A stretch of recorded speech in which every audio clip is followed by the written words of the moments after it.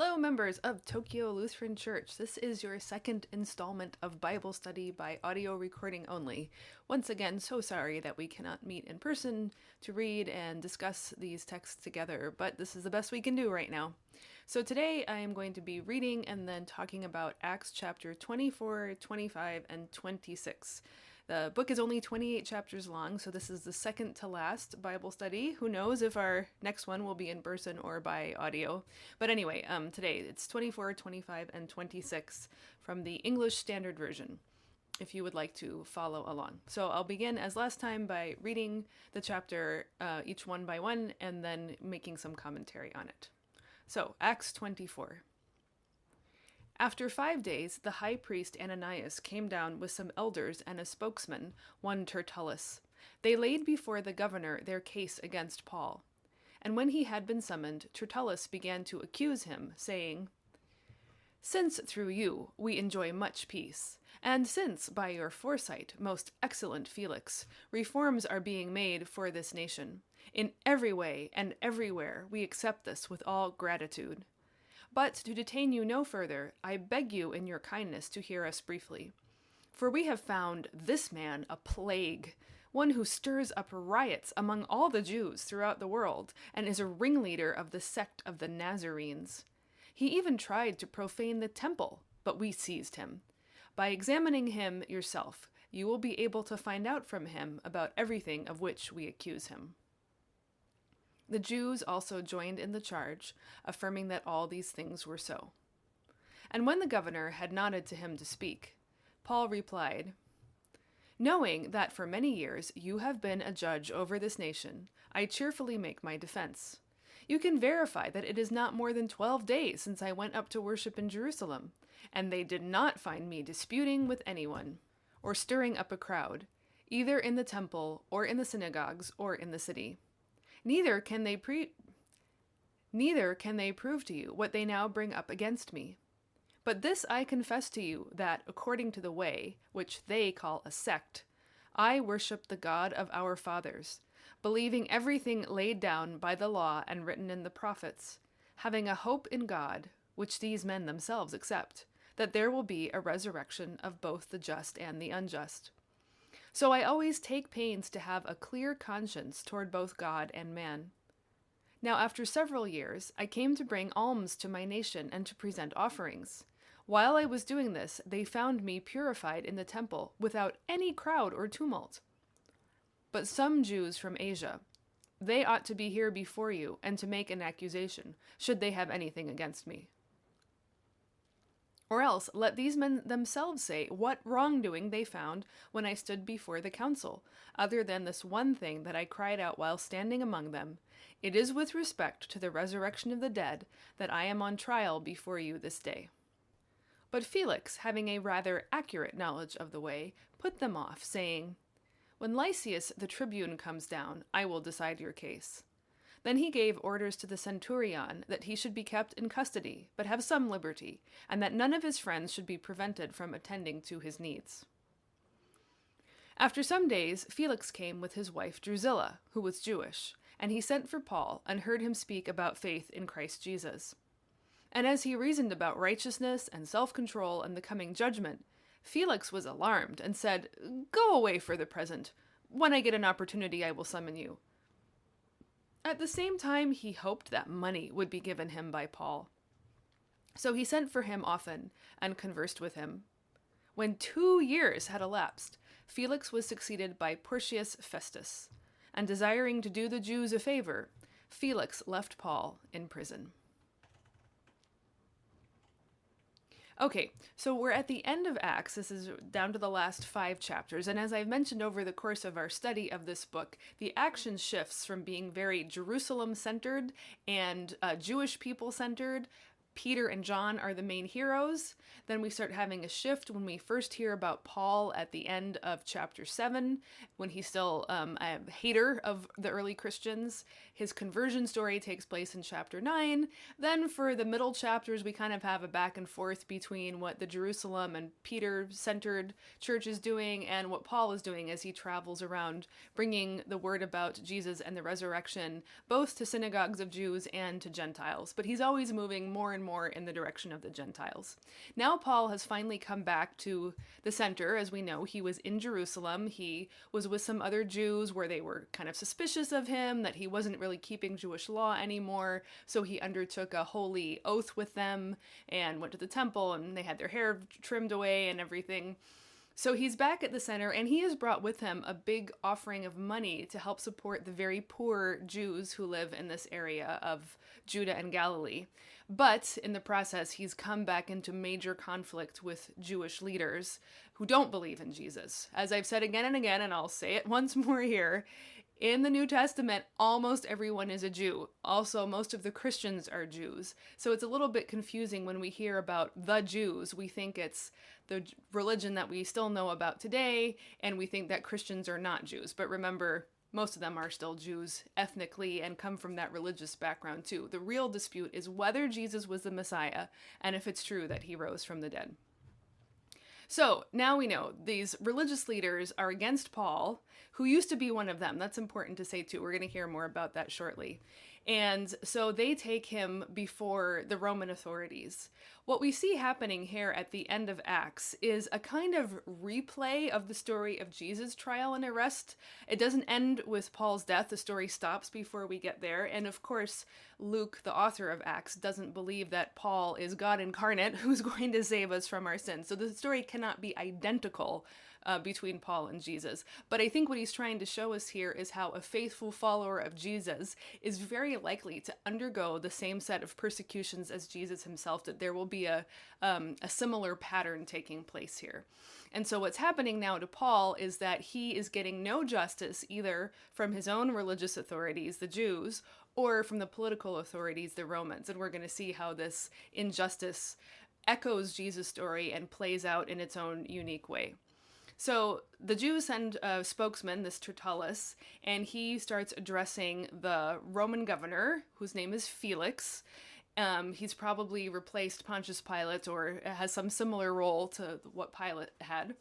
And you can tell in Tertullus's speech, he's being very polite, respectful, buttering up buttering up Felix, trying to get him on his side. So he says, we enjoy much peace, and you're so excellent, and you're reforming the nation, and we accept this with gratitude. Please be kind and listen to us. So it's very, sucking up, trying to make friends with the governor. But then he shifts really fast and turns to accuse Paul. He's a plague.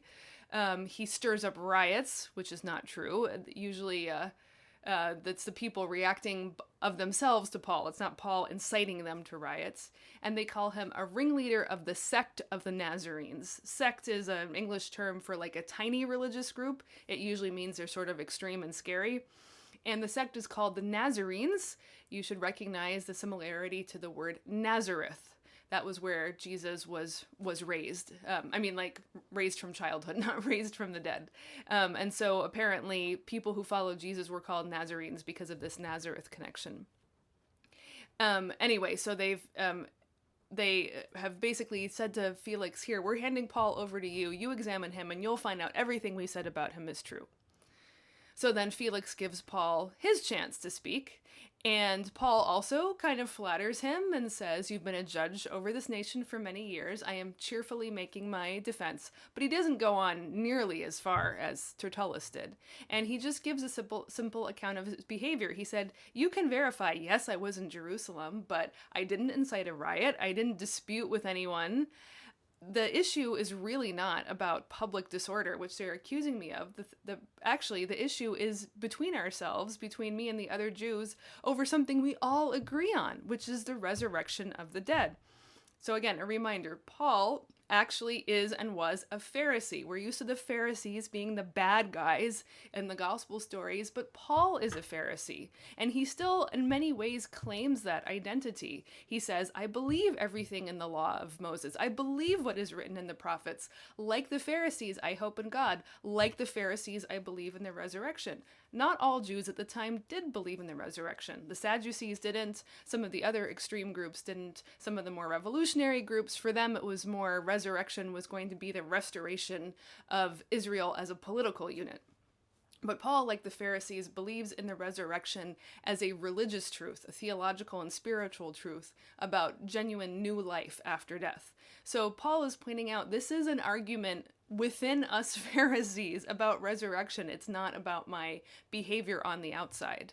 And so I'm here, I brought these offerings, I was in the temple, I was not causing any trouble, but these other people who don't believe in Jesus, they made an accusation against me. And they should understand that I am arguing for the resurrection of the dead just like they do. So that's Paul's speech. Now, interestingly, Felix knows quite a lot about the way. That was one of the earliest names for Christianity, the way. And so he actually, is better educated than, for example, Pontius Pilate probably was about what was going on at Jesus' time. So, but he's a politician. He's playing both sides. So he says, well, I can't decide right now. I'm going to wait for the tribune to come. That's another Roman authority. So he makes a compromise. He says Paul still has to be kept in custody, probably some kind of prison, but he has some freedom. His friends can come and visit him, bring him food. So it's not like the worst kind of imprisonment imaginable. And, imprisonment was pretty bad then as now. It also turns out that Felix is married to a Jewish woman, so he particularly knows quite a lot about these internal arguments about the resurrection among the Pharisees and so forth. And it seems that in some strange way, Paul's message was very moving to Felix. So for 2 years, unbelievable, 2 years, Felix keeps Paul in prison. Kind of reminds me of Joseph in the book of Genesis, who was kept in prison for all that time for a crime he didn't commit either. He occasionally brings Paul to come and talk to him and Jewish Drusilla about what he believes, and it kind of upsets Felix, and he gets alarmed and says, go away, come back another time. So, he wants to hear it, but he can't really deal with it. He's certainly not capable at this point of believing or anything. And then his term of office is up, he's gone, and there is a new person in charge, Porcius Festus. And at the end of it, Paul is still in prison. Felix just left him there because it was making the Jews happy. And remember, he's governing a territory inhabited largely by Jews. So basically, the state authorities, the Roman authorities, have not succeeded in making any decision one way or another. They're basically trying to play both sides of the game. Unfortunately, pretty typical politician behavior. Okay, now on to Acts 25, which I will read. Now 3 days after Festus had arrived in the province, he went up to Jerusalem from Caesarea. And the chief priests and the principal men of the Jews laid out their case against Paul, and they urged him, asking as a favor against Paul that he summon him to Jerusalem, because they were planning an ambush to kill him on the way. Festus replied that Paul was being kept at Caesarea, and that he himself intended to go there shortly.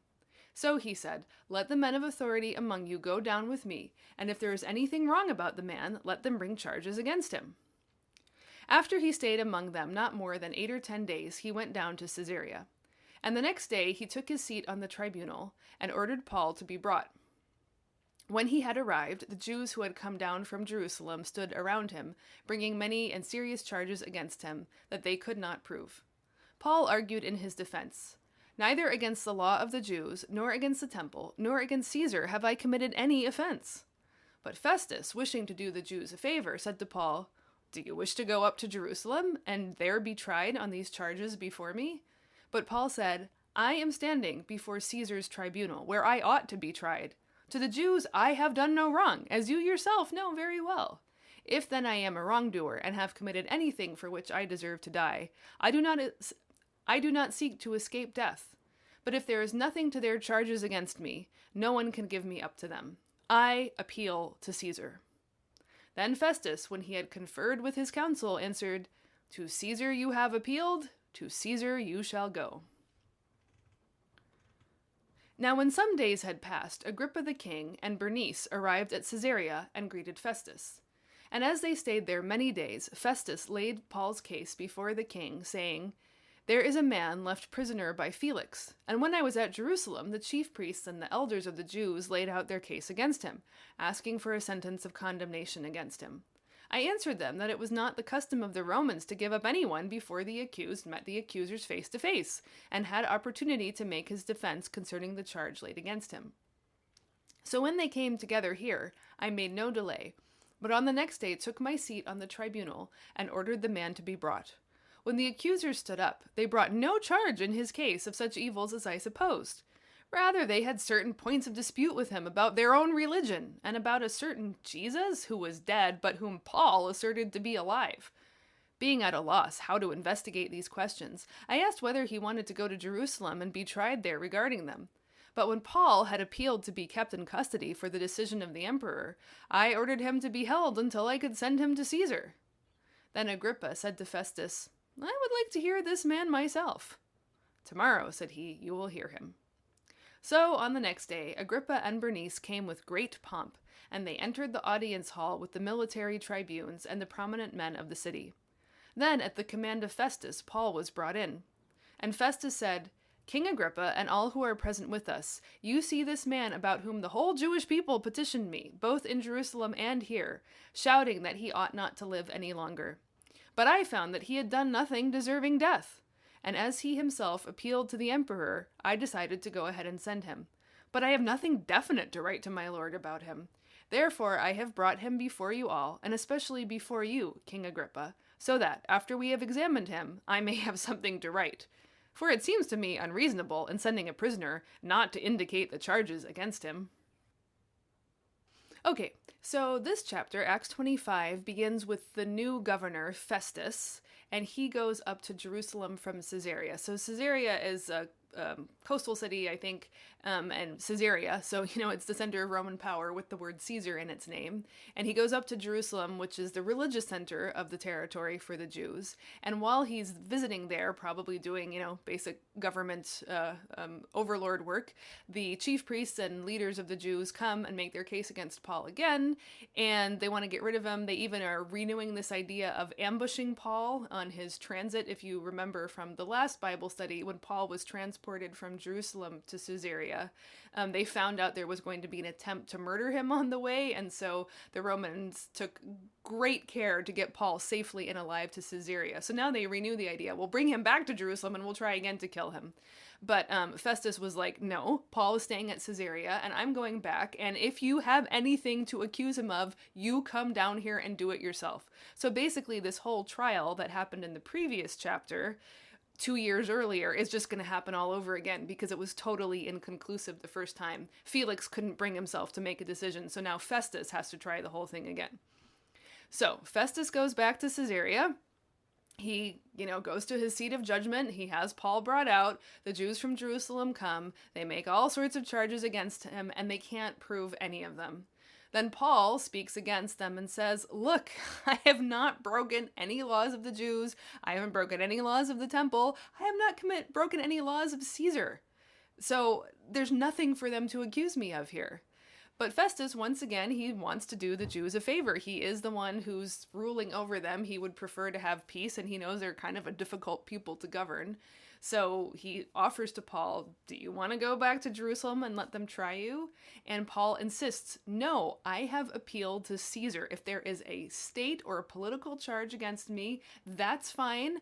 I'm not trying to escape death. If you find me guilty of a capital crime, go ahead and execute me. But that should be the only grounds on which I am tried and possibly executed, because they know perfectly well that we are arguing within our religion about the same thing, the resurrection of the dead.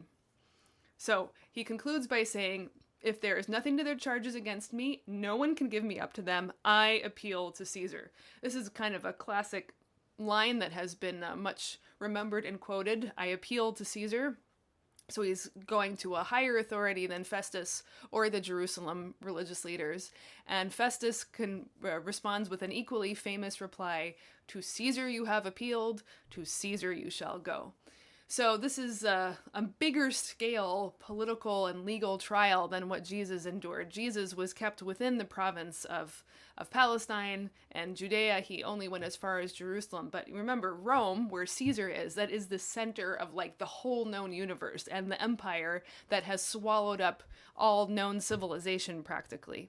So this is a really big thing for Paul to insist on having his case taken all the way to the top. I mean, you just can't go any farther up than Caesar. However, while Paul is still awaiting his transport to Rome, there is a visitor coming to see Festus. That is Agrippa the king and Bernice. Now, you can't tell from the simple name Agrippa, but Agrippa is actually a Herod. He is from the King Herod family. So that's the same Herod you remember that lied to the three wise men so he could try to kill baby Jesus. It's the from the same line of Herods who also had Jesus on trial before he sent him back to Pontius Pilate. And now this is yet another Herod this person in this line of Herods who's better known by the name of Agrippa, and Bernice is his sister. So these are people who are ethnically Jewish and kind of religiously Jewish, but basically they're big collaborators with the Roman government. They are Jewish, but the Romans are lining their pockets, and they're happy to do it that way. Actually, sometime after this, Agrippa ended up being murdered by his own Jewish subjects, he was overthrown by them because he sided with the Romans when the Romans and Jews finally went to war against each other. So again, somebody who is just playing whatever is convenient to himself, keeps him rich and powerful, but doesn't really have a clear conscience or accountability to God directing his activities. So anyway, they come to visit Festus, and Festus, you can kind of imagine them relaxing with cigars and brandy after supper and talking about their problems, how difficult it is to be the leaders at the top of the world. And Festus says, look, so I've got this prisoner that Felix left behind, and the Jews are still mad at them, and I said, I'm a Roman, and we don't just hand people over unless there's a proper trial where they meet each other. But they came up here, and then none of their charges were worth anything. It was nowhere near as bad as I thought. And then I asked, what's going on here? And it turns out it's just religion. They're talking about some Jesus who was dead, and Paul thinks he's still alive. I don't know what to do. I told Paul, why don't you go down to Jerusalem and work it out there? But he said, no, I appealed to Caesar. So I gotta hand him over to Caesar next time I have a ship going there. Well, Agrippa, who again, he comes from a Jewish background, he finds this interesting and says, well, I'd like to hear him myself. And Festus says, sure. They didn't have good television back then. So the idea of entertainment was hearing a prisoner make a defense of himself. So anyway, there's a big public gathering welcoming in King Agrippa and his sister Bernice and Festus, the governor, and they bring Paul in. And then Festus makes this big fancy speech to Agrippa saying, all right, here's the man that all the Jews say ought to be put to death, but I have found him doing nothing deserving of death. That should ring a bell for you. That's something you also hear in the story of Jesus' trial. This man has done nothing wrong. He does not deserve death. But, Festus continues, he appealed to the emperor, so I have to send him there. And then it's quite funny the way his speech concludes. He says, well, I have to send him to the emperor, but I also have to write something down about why I'm doing it. And he concludes, for it seems unreasonable to send a prisoner and not say what the charges are against him. I'd say, yes, it is very unreasonable to send a prisoner and not say why he's a prisoner or what he's done wrong. So again, you should see just this whole unraveling of the justice system. Paul has been kept in prison for no good reason. They can't figure out what he's done wrong. And the whole thing is it's just a really big legal mess. And that brings us now to Acts 26, which I will read. So Agrippa said to Paul, you have permission to speak for yourself. Then Paul stretched out his hand and made his defense. I consider myself fortunate that it is before you, King Agrippa, I am going to make my defense today against all the accusations of the Jews, especially because you are familiar with all the customs and controversies of the Jews. Therefore, I beg you to listen to me patiently. My manner of life from my youth, spent from the beginning among my own nation and in Jerusalem, is known by all the Jews. They have known for a long time, if they are willing to testify, that according to the strictest party of our religion, I have lived as a Pharisee. And now I stand here on trial because of my hope in the promise made by God to our fathers, to which our 12 tribes hope to attain, as they earnestly worship night and day. And for this hope I am accused by Jews, O king. Why is it thought incredible by any of you that God raises the dead? I myself was convinced that I ought to do many things in opposing the name of Jesus of Nazareth, and I did so in Jerusalem. I not only locked up many of the saints in prison after receiving authority from the chief priests, but when they were put to death, I cast my vote against them. And I punished them often in all the synagogues, and tried to make them blaspheme. And in raging fury against them, I persecuted them even to foreign cities. In this connection, I journeyed to Damascus with the authority and commission of the chief priests. At midday, O king, I saw on the way a light from heaven, brighter than the sun, that shone around me and those who journeyed with me. And when we had all fallen to the ground, I heard a voice saying to me in the Hebrew language, Saul, Saul, why are you persecuting me? It is hard for you to kick against the goads. And I said, Who are you, Lord? And the Lord said, I am Jesus, whom you are persecuting. But rise and stand on your feet, for I have appeared to you for this purpose, to appoint you as a servant and witness to the things in which you have seen me, and to those in which I will appear to you, delivering you from your people and from the Gentiles, to whom I am sending you to open their eyes, so that they may turn from darkness to light, and from the power of Satan to God, that they may receive forgiveness of sins, and a place among those who are sanctified by faith in me. Therefore, O King Agrippa, I was not disobedient to the heavenly vision, but declared first to those in Damascus, then in Jerusalem, and throughout all the region of Judea, and also to the Gentiles, that they should repent and turn to God, performing deeds in keeping with their repentance. For this reason the Jews seized me in the temple and tried to kill me. To this day I have had the help that comes from God, and so I stand here testifying both to small and great, saying nothing but what the prophets and Moses said would come to pass, that the Christ must suffer, and that, by being the first to rise from the dead, he would proclaim light both to our people and to the Gentiles. And as he was saying these things in his defense, Festus said with a loud voice, Paul, you are out of your mind! Your great learning is driving you out of your mind! But Paul said, I am not out of my mind, most excellent Festus, but I am speaking true and rational words. For the king knows about these things, and to him I speak boldly. For I am persuaded that none of these things has escaped his notice, for this has not been done in a corner. King Agrippa, do you believe the prophets? I know that you believe. And Agrippa said to Paul, In a short time would you persuade me to be a Christian? And Paul said, Whether short or long, I would to God that not only you, but also all who hear me this day, might become such as I am, except for these chains. Then the king rose, and the governor and Bernice, and those who were sitting with them. And when they had withdrawn, they said to one another, This man is doing nothing to deserve death or imprisonment. And Agrippa said to Festus, This man could have been set free if he had not appealed to Caesar. Okay, so maybe one thing you've noticed about Acts is that it is a book of long speeches, even more so than most of the other books of the New Testament. The Gospel of John has a lot of long speeches, but this is really remarkable in Acts how much time there is for these, testimonies or even conversations. We have a lot of back and forth. It's unusual and makes it kind of an exciting read. So Paul now is in front of King Agrippa of the Herod family and Festus, the Roman governor, and makes his defense, basically. He doesn't get a lawyer, he just speaks for himself. And he begins by reminding Agrippa that he is a Jew, he knows all about Jewish stuff, and so this should not sound so strange for him. Paul himself defends himself by giving basically his credibility or his bona fides as being a Jew. He is well known among the Jews that he comes from the strictest party of the religion. He's a Pharisee, and he's there on trial because of his hope in the promise made by God to our fathers. He's still claiming the patriarchs of the Old Testament as his fathers. He says our 12 tribes, remember the Jews have 12 tribes traditionally, that they earnestly worship day and night. He agrees that the Jews truly worship God. But he says, these same Jews that I am one of, they are accusing me. And he asks the question, why do you think it's unbelievable that God raises the dead? So remember, Paul as a Pharisee believes in the resurrection of the dead. So do other Pharisees. And yet there are Jews who do not believe in the resurrection of the dead. So this is still very much an argument inside of the Jewish people.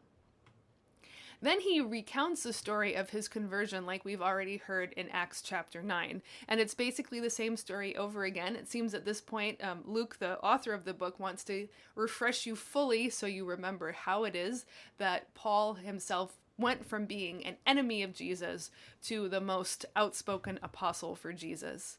And in particular, when the Lord sends Paul on his mission from the road to Damascus, he says, I am going to send you to the Gentiles to open their eyes so they can turn from darkness to light and from the power of Satan to God, so their sins can be forgiven and they can have a place among those who believe in me. So Paul knows from the beginning that his job has been to be truly a Jew and yet to go reach out to the Gentiles. So then he continues to tell the king how he did what he was told by Jesus. He went to Jerusalem, Judea, to the Gentiles. He preached and told them that they should repent. And for this reason, he says, the Jews seized me. They've tried to kill me.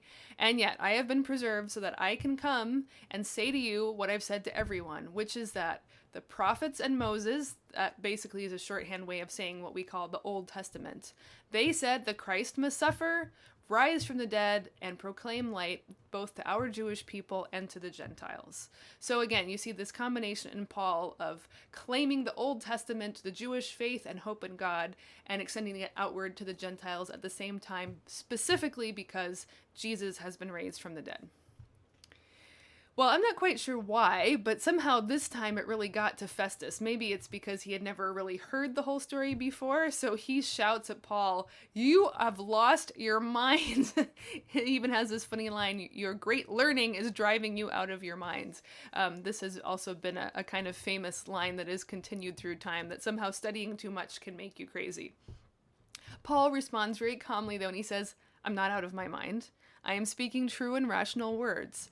But then he turns to Agrippa, remember the Jewish Herod king, and says, "You surely have noticed what's going on. None of this is secret. Agrippa, do you believe in the prophets? I know that you believe."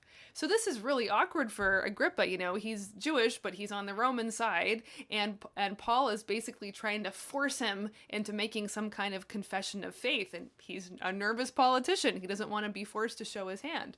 And so he kind of pushes back and said, "What, are you trying to make me into a Christian too, just this quickly?" And Paul says, "I don't care how long it takes. All I hope is that everybody who hears me might become like me," which he means is a believer in Jesus like me. But then he adds one little sharp remark, "except for these chains." So he is reminding these big, powerful rulers that he is standing there putting his heart, his life on the line, confessing his faith in God and in the resurrection of Jesus. But he is standing there chained up. He is a prisoner with no power. They are the ones sitting on the thrones. So it's kind of a slap in the face with words to these powerful people who pretend to be so nervous and alarmed by a man who can't possibly hurt them.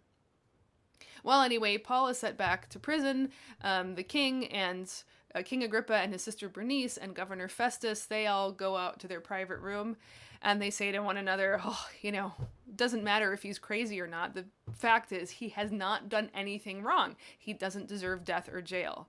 And King Agrippa agrees with Festus and says, "We could have just set him free, but he appealed to Caesar." So there's something very fateful about Paul appealing to Caesar. If he's done that because he is a Roman citizen, remember, Paul has all of the rights and privileges that belong to a citizen of the Roman Empire. If he wants justice from Caesar, even Governor Festus can't hold it away from him.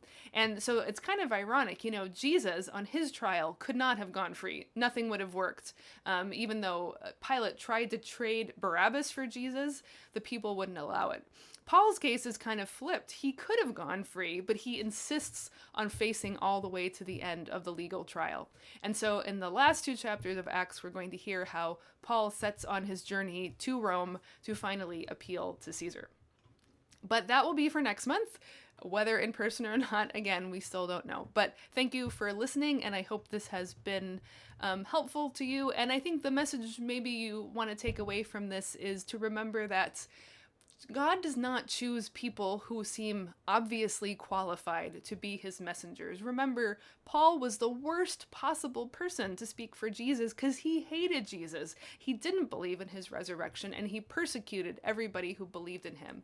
And yet that was exactly the person that God chose to be his number 1 apostle. So hopefully you who are listening are not actually enemies of Jesus, but maybe you think, I don't know enough, I'm not smart enough, I haven't been a Christian long enough, I'm very nervous, it makes me uncomfortable to talk to people, I'm afraid that they're going to see that I'm pressuring them or something like that.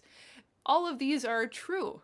It's okay. You can be untalented and unnatural at evangelism, but it doesn't matter because it's not you who's doing it. It's God who's doing it through you. God calls even completely unqualified people to be his messengers. So what I would suggest is take time to pray and ask God and say to him, I don't feel qualified to talk to people about you, God, but please open the door for me, open my eyes, show me just one person in my life who could really benefit from hearing good news about hope for life after death, about a God who loves them, about a Jesus who suffered and yet still continued to forgive and call to his enemies. Surely someone in my life really needs to hear this message, and you can give me the power and strength, Lord, to speak that word to them.